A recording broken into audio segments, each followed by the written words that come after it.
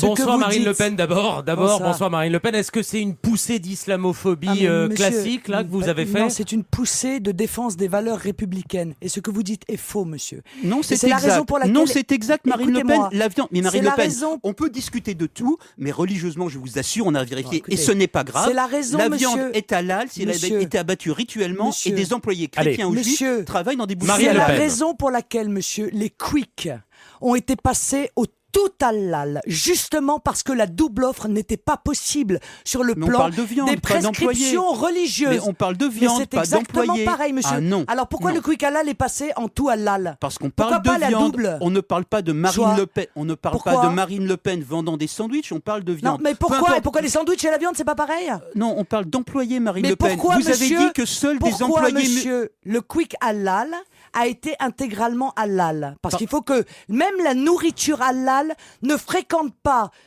physiquement la nourriture non halal, de risque d'être impure. Mais alors pas les employés. Mais pas les employés, Marine Le Pen. Il vous parle des employés, là. Je vous parle des Marine Le Pen, vous avez dit qu'un musulman, qu'un non-musulman touchant une viande la rendait non halal. Oui, c'est inexact. Oui, eh bien moi je vous dis que c'est exact. Voilà, moi je vous dis que c'est exact. Ça ne l'est pas. Mais, et je remarque, mais on va maintenant merci parler de du parler G20 de parce que cela. voilà. Non, mais pourquoi vous maintenez Marine Le Pen? Pourquoi vous maintenez Parce qu'il y a des grands sujets autour de cette question. Non, mais et sur notamment... cette question précise, oui, si vous faites erreur, vous pouvez la reconnaître. Parce que je ne fais pas pas erreur, monsieur. Parce que je vous dis que un personnel qui n'est pas musulman et qui touche de la viande halal rend cette viande impure à la consommation. Mais c'est inexact. Donc chez Quick, tous les employés sont musulmans maintenant. Et d'ailleurs, quand ils sont pas contents, comme l'a été le dirigeant du Quick de Rosny-sous-Bois, quand ils ne veulent pas que leur Quick passe intégralement halal, l'État propriétaire du Quick les fout à la porte. Non, mais est-ce que tous les employés de Quick sont des Quick halal sont musulmans, Marine Le Pen? Mais c'est la grande question justement qu'on vous pose. Que j'ai posée, et moi je vous dis que les prescriptions religieuses telles à celles à laquelle nous nous soumettons de manière d'ailleurs scandaleuse quand il s'agit de financement public parce qu'on est en train de violer la loi sur la laïcité, que ces prescriptions alimentaires exigent que la viande halal soit manipulée par des musulmans. Vous ne pouvez pas reconnaître une poussée islamophobe ou un préjugé, on va appeler ça comme vous voulez. Je ne suis pas islamophobe, je suis un défenseur de la laïcité et probablement une des dernières. Et c'est un grand sujet puisque d'ailleurs dans la crèche Babilou, j'ai vu que le FN avait poussé en mêlée sur la laïcité et je m'en félicite. Je me félicite de voir que sous la pression du Front National, eh bien cette pression commence à porter ses fruits et que Madame Bougrab a changé présidente de la HALD. Présidente de la HALD a fait changer l'avis de la HALD qui, sous la direction de M. Schweitzer, avait défendu cet employé qui portait le voile et qui a été licencié. Madame Bougrab a enfin admis qu'elle devait défendre les principes de laïcité. Je pense que c'est grâce au Front National. C'est une victoire idéologique. Il ne reste plus qu'à enregistrer maintenant les victoires politiques qui devraient suivre. Une proposition Marine Le Pen, puis après on parle de la planète. Est-ce que vous et moi pouvons aller ensemble, si vous voulez, avec des caméras, d'autres journalistes, si vous ne me faites pas confiance, à la boucherie de Carvin, la boucherie musulmane de Carvin, pour constater que tous les employés ne soient pas musulmans? On y va ensemble. Comment vous savez, vous qui sont musulmans, qui ne sont pas musulmans, ils vous l'ont dit? Responsable Daniel Lefebvre. Oui, on a vérifié. Responsable Daniel Lefebvre. Il manipule la viande, mais le responsable, il est dans le bureau. Est-ce que vous êtes d'accord pour qu'on y aille ensemble? Est-ce que vous êtes d'accord pour qu'on y aille ensemble avant de parler du G20? Est-ce que le responsable manipule la nourriture? La nourriture. Je crois pas, non, il doit être dans son bureau. Surtout que c'est la plus grosse boucherie, c'est intéressant de le savoir.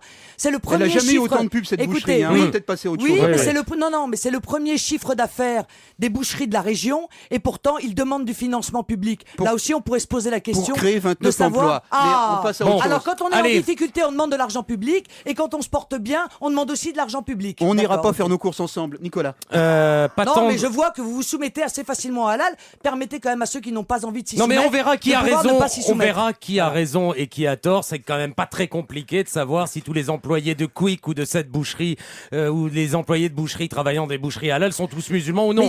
C'est quand même pas. Mais monsieur, il y a une je autre pense question. que d'un point de vue journalistique, ça devrait pas être trop compliqué de faire l'enquête, Marine Le Pen. Et ensuite, elle aimerait bien qu'on passe à d'autres sujets. Mais monsieur, il y a une autre question que j'ai soulevée.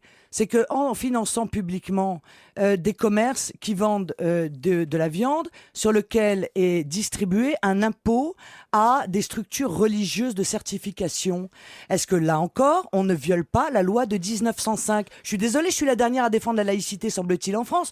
Enfin, il y a quand même quelques structures de gauche qui la défendent aussi, comme Riposte laïque, comme Résistance républicaine.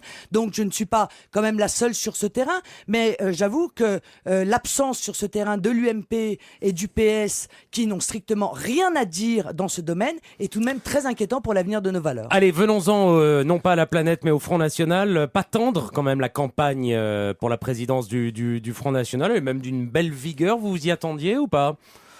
Oui, enfin, vous savez, ceux qui aujourd'hui me traînent dans la boue sont les mêmes qui me traînent dans la boue depuis 8 ans. Ils sont assez peu en réalité, même si ils parlent fort. C'est souvent comme ça. Et qu'est-ce qu'ils vous reprochent exactement ? Qu'est-ce qu'ils vous reprochent ? À tout. Écoutez, tout l'inverse de tout, rien ne trouve grâce à leurs yeux. Mais ça n'a pas beaucoup d'importance. Mais ils vous reprochent quoi ? De ce que vous voulez faire du Front National ? Non mais tout, ils me reprochent tout, monsieur, d'être entouré d'homosexuels, d'être soutenu par des lobbies juifs, par tout. Voilà, ça c'est le clan Gollnisch, ça ? Non, c'est monsieur Beu, c'est un certain nombre d'éditorialistes dont je pense qu'ils sont pas très équilibrés, de la presse nationale. Mais est-ce que vous Ils diriez... me reprochent de ne pas vouloir faire du Front National, pour certains, un parti confessionnel. C'est vrai que, défenseur de la laïcité, évidemment, je défends un Front National qui ne soit pas un parti confessionnel, qui certes admet, bien sûr, et défend les racines chrétiennes de la France, a en son sein des catholiques, mais a aussi en son sein des gens qui ne croient pas et qui sont les bienvenus, Claude, ou d'ailleurs d'autres religions. Claude. Si vous l'emportez, si vous mettez votre plan à exécution, Marine Le Pen, vous vous retrouverez un jour au G20. Que direz-vous à ce moment-là, M. Hu Jintao, à M. Obama, au nom de la France et peut-être de l'Europe ?